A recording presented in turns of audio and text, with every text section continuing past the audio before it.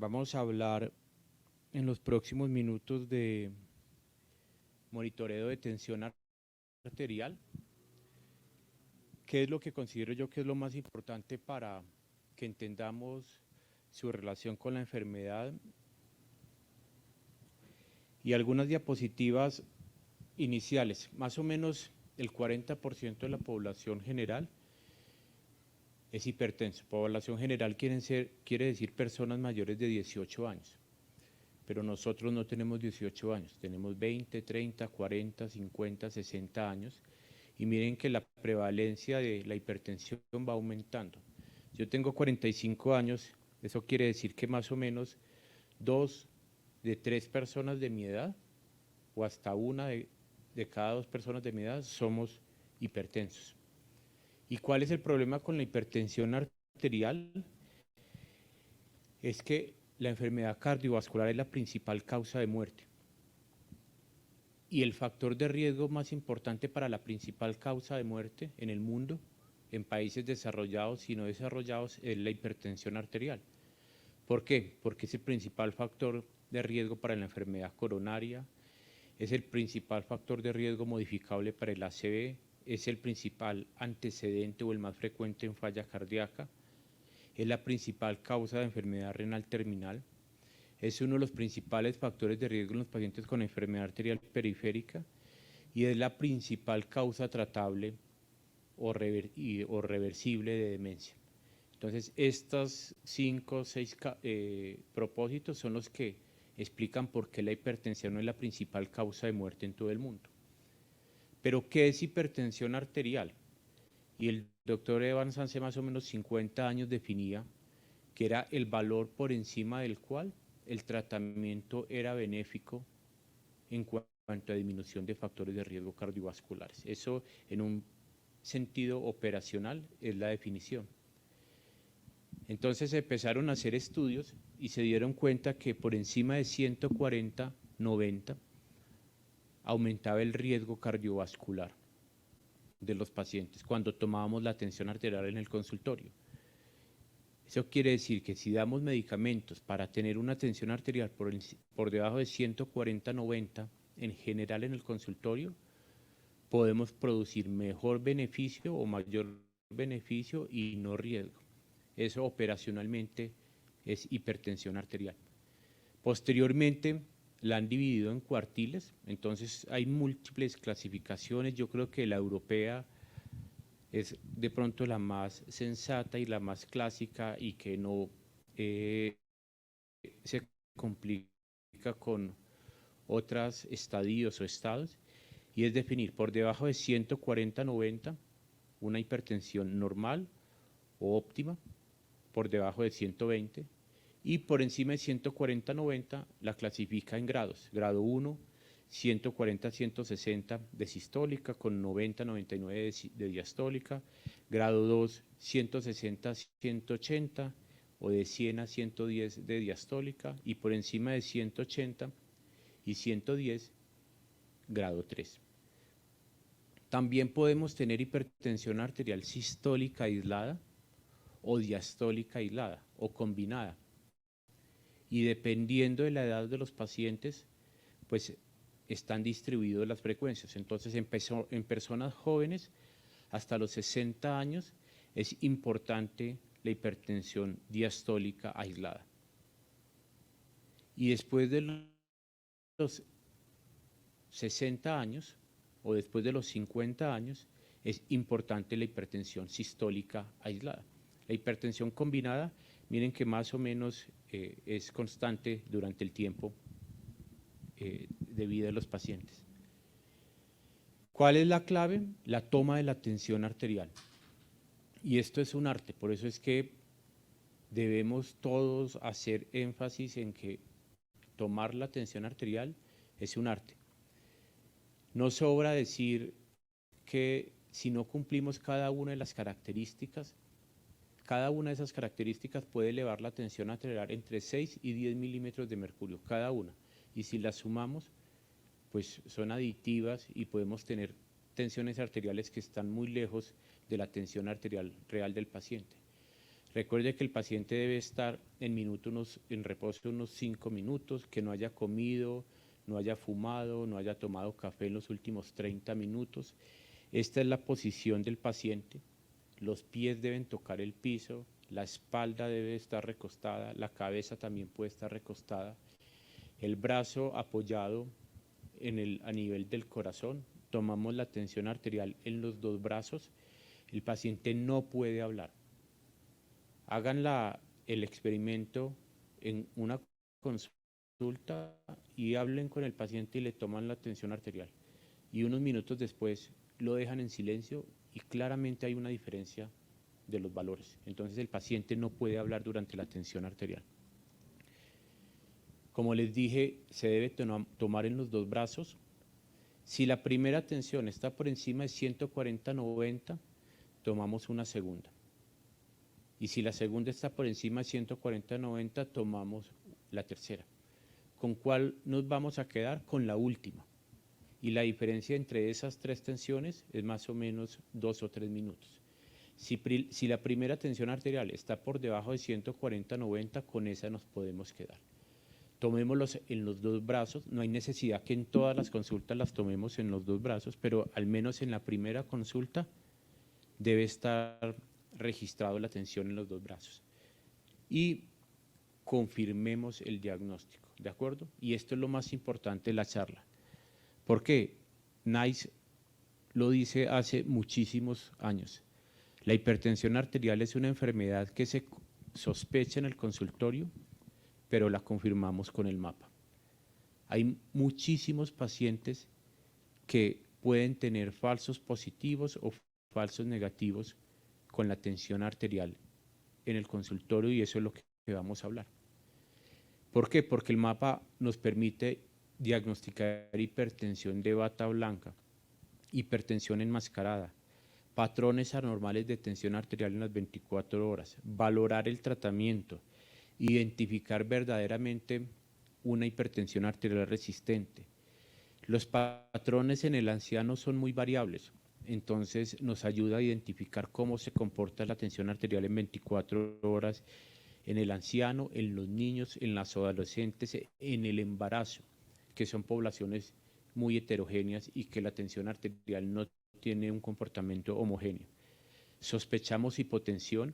Algunos pacientes, algunos síntomas bizarros como frío, pesadillas en las noches, sudoración en las noches, mareos, pues no claramente pueden ser identificados como hipotensión. El mapa nos puede identificar esos síntomas como hipotensión arterial. Los pacientes con Parkinson es un dolor de cabeza, entonces el mapa nos ayuda a identificar patrones. Y la hipertensión endocrina también tiene unas características variables.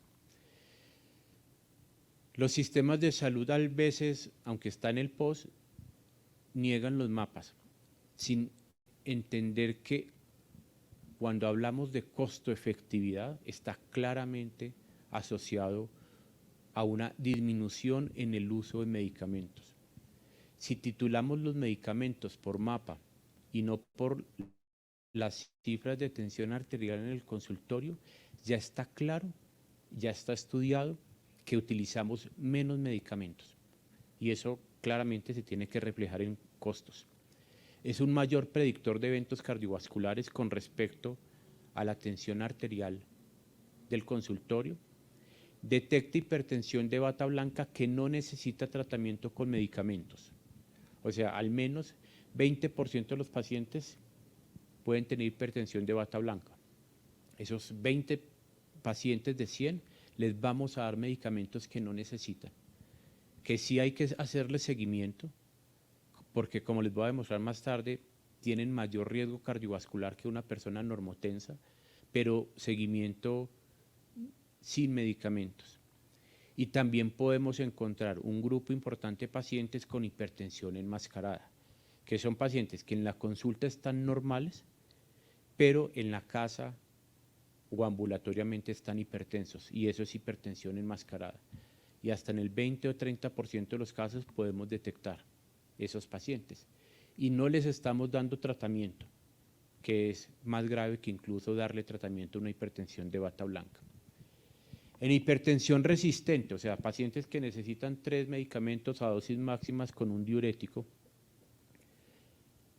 diagnosticados en el consultorio, que les hacemos un mapa, miren que hasta 40%, entre 35 y 40% de las hipertensiones resistentes diagnosticadas en el consultorio tienen valores normales de tensión arterial en el mapa. Entonces, no se puede hacer diagnóstico de una hipertensión arterial resistente o refractaria sin un mapa. Hasta 2 de 3 pacientes pueden descartarse el diagnóstico. Esta gráfica es bien importante porque de toda la población, miren que hasta el 50% de los pacientes, 40% de los pacientes podrían tener hipertensión de bata blanca o hipertensión enmascarada. Y solamente 50% de los pacientes o son normales o tienen hipertensión arterial sostenida. Entonces, esta diferenciación claramente afecta el tratamiento de los pacientes. Les decía que la hipertensión de bata blanca, aunque no necesita medicamentos dirigidos para la hipertensión, sí necesita un seguimiento. ¿Por qué? Porque el riesgo de eventos cardiovasculares comparado con la línea negra no punteada, que son pacientes normotensos, el riesgo cardiovascular está aumentado. Entonces esos pacientes con mayor razón hay que controlarlos en 3, 4, 6 meses porque se pueden volver hipertensos en un futuro. Y lo que es peor para mí son pacientes que consideremos que están normotensos en el consultorio y que en la casa estén hipertensos, como hipertensión enmascarada. ¿Por qué? Porque no les estamos dando medicamentos o no le estamos interviniendo en factores de riesgo para disminuir su carga cardiovascular. ¿En quién sospechamos esto? En pacientes hipertensos, en pacientes diabéticos, en pacientes que tengan nefropatía, en pacientes que tengan un compromiso de órgano blanco micro o macrovascular y que todavía no tengan el diagnóstico de hipertensión. Entonces, un paciente con proteinuria en la consulta, con retinopatía, con neuropatía, con cualquier compromiso micro o macrovascular, pues sospechemos hipertensión de bata blanca. En cuanto a predictor de eventos cardiovasculares, esto está clarísimo. Miren la línea negra, que es la primera, la hipertensión arterial o la tensión arterial en el consultorio, comparado con la tensión arterial en el día, en 24 horas o incluso en la noche. Y estos valores son mayores predictores de enfermedad cardiovascular que la tensión arterial del consultorio. ¿Cuántas medidas debe tener un mapa? 70% en cuanto a porcentaje, pero en cuanto a números enteros, al menos 27 lecturas, 20 en el día y 7 en la noche. Con 27 lecturas, 20 en el día y 7 en la noche, se podría hacer una interpretación de un monitoreo. Por debajo de eso, pues no hay evidencia que funcione, entonces sería mejor repetir el mapa. Recuerden que los valores son menores que la tensión arterial en el consultorio, entonces en 24 horas es 130-80 el umbral, en el día 135-85 y en la noche 120-70. Es importante que le preguntemos a los pacientes en qué trabajan porque si hacen turnos, pues se invierte los valores normales y eso nos ha pasado a veces con personas que hacen turnos nocturnos porque pues el patrón circadiano hay que invertirlo. La tensión arterial en la noche, ya que el paciente está expuesto a menos activación del sistema adrenérgico o catecolaminas o renina-angiotensina aldosterona y hay una relativa relajación, la tensión arterial de la noche debe bajar en promedio un 10 a 20% con respecto a la del día. Cuando baja entre el 0% y el 10%, hablamos de un dipping reducido o non-dipping. Estos pacientes pueden tener sobrecarga de volumen, entonces ya vamos dirigiendo la terapia antihipertensiva a estos pacientes. De pronto estos pacientes se podrían beneficiar de un diurético, ¿de acuerdo? Entonces ya sabemos que de pronto un non-dipping podría beneficiarse de un diurético porque son pacientes salsensibles con sobrecarga de volumen, o también podríamos descartar una disautonomía o una síndrome de apnea del sueño. Cuando en vez de disminuir la tensión en la noche aumenta, hablamos de un patrón dipping invertido o un racing, y en estos pacientes igual pueden tener sobrecarga de volumen, una disautonomía, Parkinson, son salsensibles y se pueden beneficiar de un diurético. Y hay pacientes que hacen un extreme dripping en el cual no baja solamente 10 o 20%, sino más de un 20%, y en estos pacientes también debemos ajustar los medicamentos porque los estudios de hipertensión arterial con medicamentos en los que se ha sido agresivo en las dosis de los medicamentos, no sé si recuerdan el estudio con olmesartán en el cual un brazo era un tratamiento muy agresivo versus un tratamiento no agresivo, y mostró que el tratamiento agresivo con olmesartán aumentó la mortalidad.